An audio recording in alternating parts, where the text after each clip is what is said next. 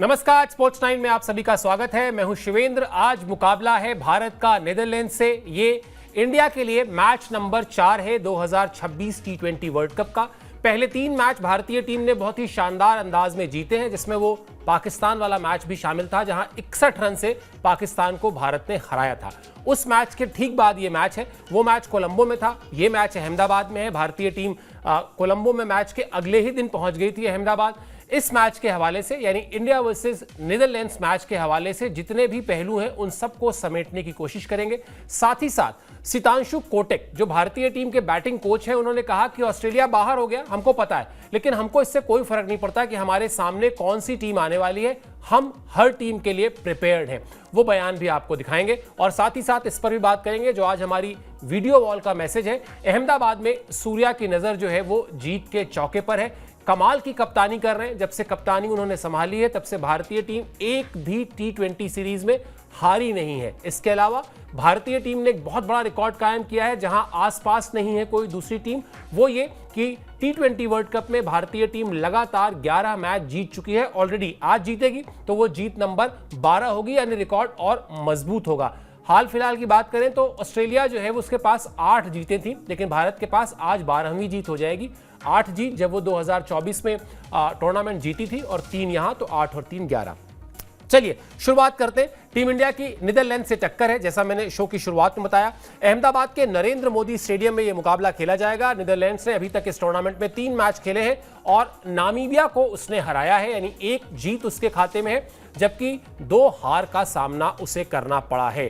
Team India ने अभी तक टूर्नामेंट में खेले गए सभी 3 मैच जीते हैं, जिसका जिक्र मैंने किया, जहां पर भारतीय टीम ने शुरुआत की थी, यूएसए को हराया, दूसरे मैच में नामीबिया को हराया और तीसरे मैच में पाकिस्तान को हराया। और उस मैच के बाद ये जो मैच है, यानी आज जो ये नीदरलैंड से मुकाबला है, इस मुकाबले का सुपर 8 के समीकरण पर कोई फर्क नहीं पड़ेगा। यानी एक किस्म से डेड रबर है, लेकिन डेड रबर है उन लोगों के लिए जो ये समझ रहे हैं कि भारतीय टीम जो है वो विजय का रथ अपने उसका रुकने वाला है, या वो शायद उस दिशा में काम नहीं कर रही है। सच्चाई ये है कि रोहित शर्मा की कप्तानी में इस भारतीय टीम ने जीत की आदत डाली है। अब भारतीय टीम टूर्नामेंट में शुरुआत से लेकर अंत तक, ट्रॉफी तक, फाइनल तक, जीत तक के रास्ते पर ही चलना चाहती है, और वही रास्ता एक बार फिर आपको दिखाई देगा। यानी नीदरलैंड के खिलाफ भी किसी तरह से भारतीय टीम कोई नरम रवैया या कॉम्प्लेसेंट होगी, ऐसा कहीं से दूर दूर तक उम्मीद नहीं है। भारतीय टीम अपनी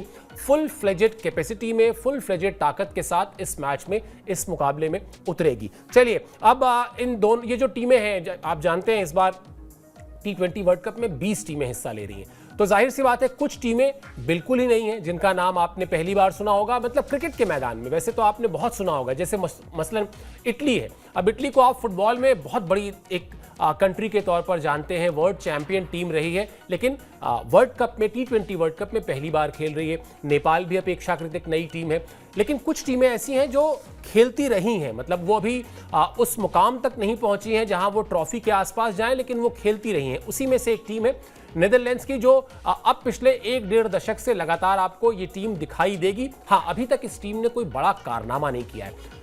क्या रिकॉर्ड कहता है? भारत और नीदरलैंड्स का जो मुकाबला हुआ है वो आपको दिखा देते हैं। सैंपल साइज ज्यादा बड़ा नहीं है, ज्यादा मैचेस नहीं हुए हैं इन दोनों टीमों के बीच। बावजूद इसके आपकी स्क्रीन पर टी20 का यह रिकॉर्ड है, जहां भारतीय टीम ने 1 मैच जो है खेला है और उस मैच में भारतीय टीम ने जीत हासिल की है नीदरलैंड्स के खिलाफ। अब आ जाते हैं वनडे की बात भी कर लेते हैं, क्योंकि लिमिटेड ओवर्स की बात चल रही है। टी20 वर्ल्ड कप तो है, लेकिन वनडे में क्या स्थिति रही है? वनडे की स्थिति भी जो है वो बिल्कुल भारत के पक्ष में है। 100% जीत का रिकॉर्ड भारतीय टीम का रहा है, जहां 3 मैच भारतीय टीम ने खेले हैं नीदरलैंड्स के खिलाफ, और वहां 3 के तीनों ही मैच में उसको जीत मिली है।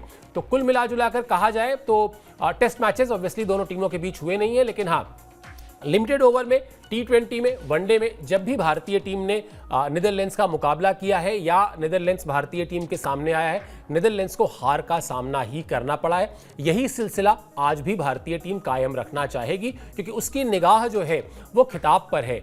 और लगातार हम ये बात कह रहे हैं कि संभवतः टी20 फॉर्मेट में इस वक्त भारतीय टीम की जो ताकत है, जो मजबूती उसके अंदर है, जिस तरह का स्थायित्व है इस टीम के भीतर, वो आपको किसी और टीम में नहीं मिलेगा। इसीलिए इस बार भारतीय टीम को सबसे फेवरेट टीम माना भी जा रहा है। बड़ी बात एक और भी है, मतलब ये ताकत, ये जो पूरा का पूरा उसका दमखम है, साख है, रसूख है, वो तो एक तरफ है। साथ ही साथ एक पॉजिटिव बात यह कि भारतीय टीम अपने घर में खेल रही है, तो वो जो हजारों क्रिकेट फैंस के इमोशंस होते हैं, वो जो स्टेडियम में आकर आपका हौसला बढ़ाते हैं, वो हौसला भी भारतीय टीम के साथ है। तो ये एक तरीके से आपके लिए एडिशनल पॉइंट है कि आपके दावे को और मजबूत माना जाए। आगे बढ़ते सितांशु कोटक की बात करते हैं। अभी जब भारतीय टीम का जो कल नेट सेशन था अहमदाबाद में, ऑप्शनल था वैसे तो, क्योंकि टीम ने मैच खेला पाकिस्तान के खिलाफ, अगले दिन पाकिस्तान के खिलाफ मैच खेलने के बाद कोलंबो से अहमदाबाद ट्रैवल किया, तो कल का जो नेट सेशन था उसको ऑप्शनल रखा गया था। हालांकि मोटे तौर पे लगभग सभी खिलाड़ी दिखाई दे रहे थे, उसके विजुअल्स हमने जब देखे तो वहां पर उस नेट सेशन के दौरान सितांशु कोटक ने मीडिया से बातचीत भी की। उसमें उन्होंने एक अहम बात कही, वो ये जो अभी हम आपको दिखाएंगे, जिसका सीधा संबंध इस बात से, आप जानते हैं बड़ी खबर वो भी एक हो चुकी है कि ऑस्ट्रेलिया जो है वो T20 वर्ल्ड कप से बाहर हो चुका है। ऑस्ट्रेलिया ने 2 मैच गंवा दिए और यही वजह है, एक जिम्बाब्वे से पहले वो हारे, फिर श्रीलंका ने हरा दिया, उनका बोरिया बिस्तर पैक हो चुका है। ओमान से उनका एक मैच है लेकिन उसका कोई फर्क नहीं पड़ता। तो वो जो ऑस्ट्रेलिया एक खिताब का बड़ा दावेदार माना जा सकता था, जो एक रास्ते का रोड़ा बन सकता था, वो अब नहीं है। तो ये सवाल पूछा गया सितांशु कोटक से, क्या जवाब दिया उन्होंने वो आपको दिखाते हैं तो बात समझ में आएगी। ऑस्ट्रेलिया की जिम्बाब्वे से हार के बाद हम जानते थे कि श्रीलंका की टीम भी ऑस्ट्रेलिया को कड़ी टक्कर देगी, खासतौर पर मौसम और मैदान के हालात को देखते हुए। मुझे नहीं लगता कि हमें इस बात से कोई फर्क पड़ रहा है कि हम ऑस्ट्रेलिया से खेलेंगे या जिम्बाब्वे से। हम जिसके खिलाफ भी खेलेंगे अपना सर्वश्रेष्ठ प्रदर्शन करने का प्रयास करेंगे। अब यह साफ हो चुका है कि भारतीय टीम जो है वो जिम्बाब्वे से खेलेगी, लेकिन अगर वो ऑस्ट्रेलिया से भी खेल रही होती, अतिशयोक्ति है वैसे तो, हाइपोथेटिकल एक सिचुएशन है, नहीं खेल रही है, बावजूद इसके अगर खेल भी रही होती तो भारतीय टीम का जो तैयारी है, भारतीय टीम का जो दमखम है, वहां पर भारतीय टीम बिल्कुल मेंटली प्रिपेयर्ड थी कि अगर जरूरत पड़ेगी तो वो ऑस्ट्रेलिया के खिलाफ मैदान में ना सिर्फ उतरेंगे बल्कि उस बाजी में भी जीत हासिल करेंगे। वो 2023 का वर्ल्ड कप था जो कई बार हिंदुस्तानी फैंस को कचोटता है, चुभता है, क्योंकि भारतीय टीम बहुत शानदार अंदाज में फाइनल तक पहुंची थी। लीग मैच में ऑस्ट्रेलिया को हराया भी था, लेकिन वहां 2023 के फाइनल में ऑस्ट्रेलिया ने भारत को हरा दिया था। लेकिन अगर आप याद करेंगे, भारत ने जब भी, मतलब हर बार तो नहीं, लेकिन जब भी T20 या फिर वनडे का वर्ल्ड कप जीता है, रास्ते में उस सफर में, मतलब खिताब तक के सफर में ऑस्ट्रेलिया का शिकार जरूर किया है। तो वो एक कड़वी याद अगर भारतीय क्रिकेट फैंस के मन में है 2023 की, तो फिर वो ऑस्ट्रेलिया में भी होगी। आप 2011 का वर्ल्ड कप याद कर लीजिए, क्वार्टर फाइनल में भारत ने हराया था, अब अहमदाबाद में ही हराया भी था। तो इसके अलावा अभी आप T20 वर्ल्ड कप देख लीजिए। तो ये एक बड़ी टीम है ऑस्ट्रेलिया, इसमें कोई दो राय नहीं है। लेकिन हमारी टीम जो है, यानी टीम इंडिया जो है, उसकी प्रिपरेशन इस वक्त इस तरह से है कि अगर वो T20 फॉर्मेट की वर्ल्ड नंबर 1 टीम है तो फिर उसे किसी से घबराने की जरूरत नहीं है। वही बात कोच साहब कह भी रहे हैं। चलिए अब बताते हैं आपको कि क्या आज का जो मैच है उसके प्लेइंग 11 में कुछ बदलाव के चांसेस हैं, क्योंकि जो संकेत मिल रहे हैं, जो खबरें निकल कर आ रही हैं, जो सोर्सेज बता रहे हैं, उससे ऐसा लगता है कि भारतीय टीम कुछ थोड़े बहुत बदलाव आज के मैच के प्लेइंग 11 में कर सकती है। क्या है वो बदलाव, ये भी आपको बता देते हैं। 2 बदलाव की बात चल रही है और ये दोनों ही बदलाव बड़े ही तार्किक लगते हैं।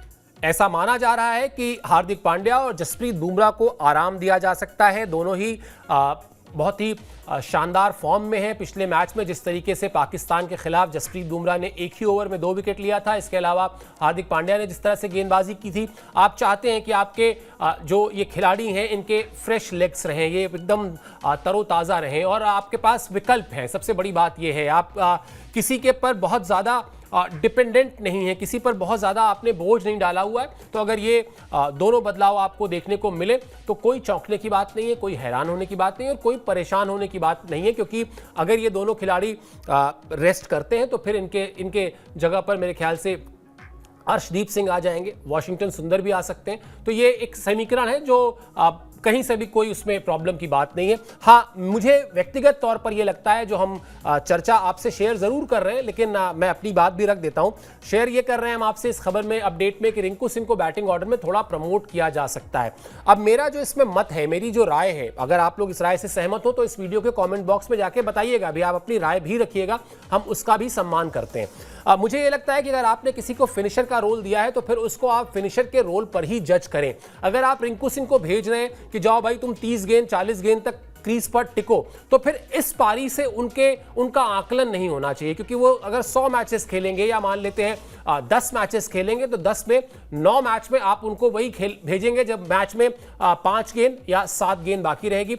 याद कीजिए पाकिस्तान का मैच, जहां उन्होंने 4 गेंद पर 11 रन बनाए थे, यानी 200 सवा 200 से ज्यादा की स्ट्राइक रेट से उन्होंने रन बनाए थे। तो अगर आप उनको भेजते भेजिए, लेकिन इस पारी से उनका आकलन मत कीजिए, क्योंकि उनका आकलन जो होगा वो हमेशा एक फिनिशर के तौर पर होना चाहिए, जो उनका रोल है, जो वो करते आए हैं। पिछले मैच में भी उन्होंने शानदार अंदाज में किया था।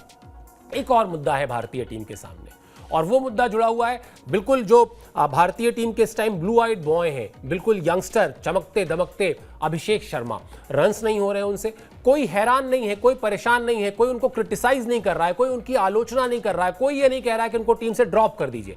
लेकिन अब वो समय है जहां अभिषेक शर्मा को अपने उस कॉन्फिडेंस को वापस लेकर आना होगा जो उनके अंदर था, जो उन्होंने बीती हुई सीरीज में जिस तरह की परफॉर्मेंस की थी, वो परफॉर्मेंस अब दिखनी चाहिए। अभिषेक पर नजर रहेगी। अपेक्षाकृत कमजोर एक तरीके से आपके सामने विपक्ष है, जहां पर आपको उस तरह के गेंदबाज नहीं मिलेंगे जो आपको बहुत ज्यादा चुनौती पेश करें। तो पिछले 6 मैचेस में, 6 पारियों में जो 4 बार आपका खाता नहीं खुला है, अब इस मैच में आप पर नजर है, यानी अभिषेक शर्मा पर नजर है कि वो किस तरीके से अपने बल्ले को चलाते हैं, किस तरह से रन्स बनाते हैं। और पेट में इन्फेक्शन हुआ था, कुछ देर के लिए हॉस्पिटलाइज भी हुए थे। संजू सैमसन ने एक मैच खेला इसी वजह से, लेकिन अब जब आपने मैदान में वापसी की है और T20 वर्ल्ड कप आईसीसी के एक टूर्नामेंट में, जहां आपके सामने हर बार एक नई टीम रहती है, कुछ टीमों से आप दोबारा भी खेलते हैं, लेकिन आपको रणनीति हर बार बनानी होती है, आपको विरोधी टीम को ध्यान में रखकर अपनी स्ट्रैटेजी को तय करना होता है। तो आज का मैच अभिषेक शर्मा के लिए इसलिए इंपॉर्टेंट है, जैसा मैंने थोड़ी देर पहले कहा, कोई ऐसा बहुत वर्ल्ड क्लास आपके सामने बॉलिंग अटैक नहीं है। आप चाहें तो बहुत आसानी से अपने कदम जमा सकते हैं, रन बना सकते हैं और अपने उस हल्के से डगमगाए हुए आत्मविश्वास को आसानी से वापस लेकर आ सकते हैं। पूरा देश और इस देश के जो करोड़ों क्रिकेट फैन हैं, वो चाहते हैं जैसी हंसती मुस्कुराती हुई तस्वीर हम आपको दिखा रहे हैं इस वक्त अपने स्क्रीन पर, वैसी ही तस्वीर हम देखना चाहते हैं अभिषेक शर्मा की, कि वो एक बार फिर उस तरह का धुआंधार विस्फोटक परफॉर्मेंस करें जैसा परफॉर्मेंस वो करते आए हैं।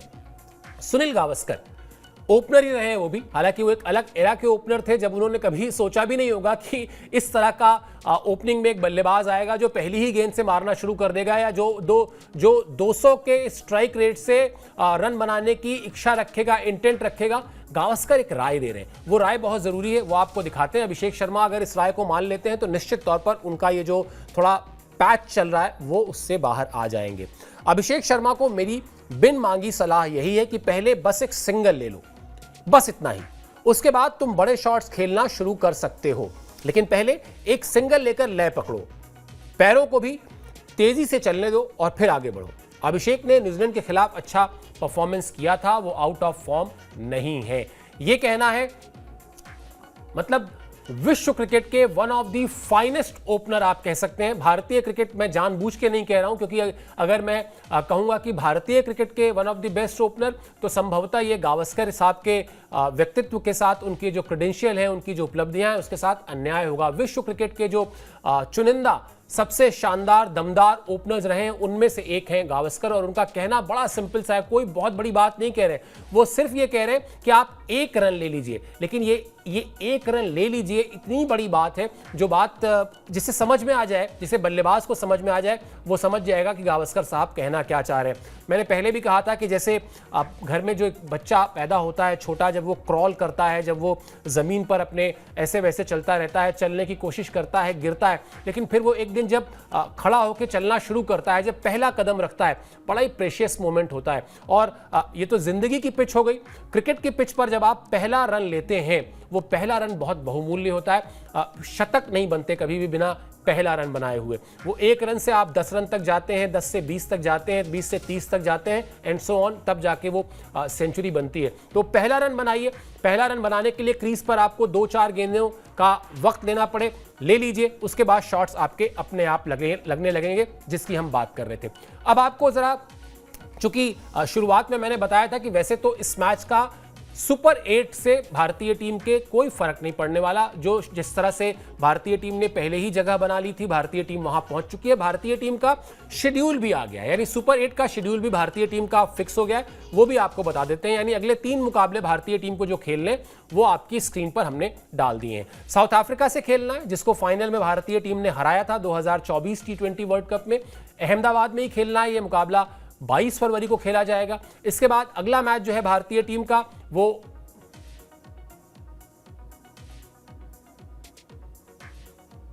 जिम्बाब्वे से है। यहां पर ऑस्ट्रेलिया की टीम बाहर हो चुकी है। जिम्बाब्वे से वो मुकाबला है, वो 26 फरवरी को खेला जाएगा। ये मैच चेन्नई में खेला जाएगा। और इसके बाद तीसरा मुकाबला भारतीय टीम का 1 मार्च को जो है वो कोलकाता में खेला जाएगा। और इस मुकाबले में भारतीय टीम के सामने जो टीम है वो होगी वेस्ट इंडीज की टीम।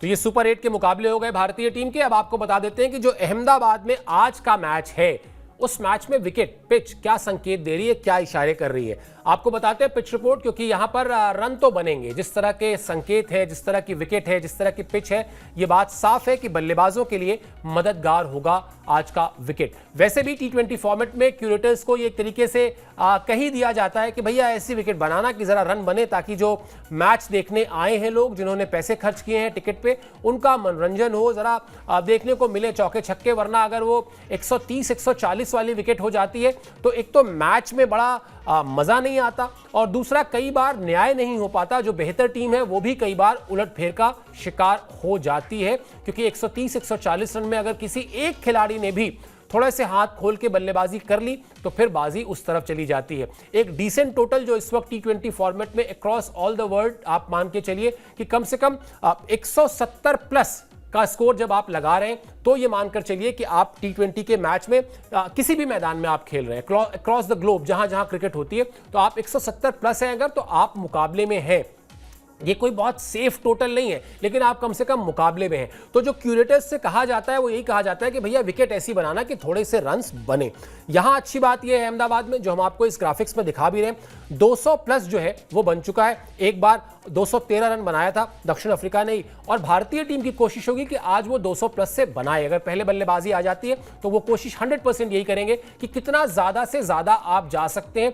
क्या आपके लिए एक ऐसा बेंचमार्क हो जहां पर आप पहुंचे, और फिर उसके बाद दुनिया की जो बाकी टीमें जो अभी बची हुई हैं, कुछ तो बाहर हो गई, मसलन ऑस्ट्रेलिया बाहर हो गई और भी कुछ टीमें बाहर हो गई, उस तरह से टीमों तक मैसेज भी जाए।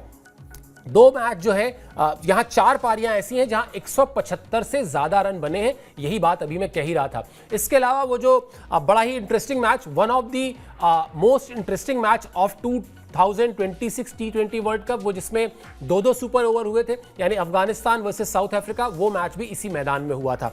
तो कुल मिला जुलाकर एक दिलचस्प मैदान है। रनों की बरसात हो सकती है। भारतीय टीम फॉर्म में चल रही है, जीत के रथ पर सवार है। अभिषेक शर्मा एक बड़ी पारी के लिए ड्यू है। ये सारी चीजें मैं इसलिए रिवाइज कर रहा हूं, रिविजिट कर रहा हूं, ताकि मैं ये समझा सकूं कि भारतीय टीम अगर पहले बल्लेबाजी करती है तो निश्चित तौर पर उसका जो मिशन होगा वो मिशन होगा मिशन 250, यानी 250 के कितने आसपास भारतीय टीम पहुंच सकती है। क्योंकि जब अगला मैच इसी मैदान में खेलना है तो वो साउथ अफ्रीका से है, एक बड़ी टीम से है, एक ऐसी टीम से है जो चुनौती दे चुकी है आपको। तो आप चाहते हैं कि मैसेज जाए और आपके पास जो आपकी तैयारी है वो हर कोई देखे, हर कोई समझे। रहेगी हमारी आज के मैच पे नजर। मैच से पहले जब हम शो लेकर आएंगे तो आपको प्लेइंग 11 को लेकर, पिच को लेकर और विस्तार से जानकारी देंगे, और भी जो अपडेट्स होंगे वो भी आप तक पहुंचाएंगे। आपको सिर्फ इतना करना है, स्पोर्ट्स 9 को सब्सक्राइब करना है, बाकी जिम्मेदारी हमारी है। अभी के लिए आपने समय निकाला, आप इस शो से जुड़े, बहुत बहुत शुक्रिया, बहुत बहुत आभार।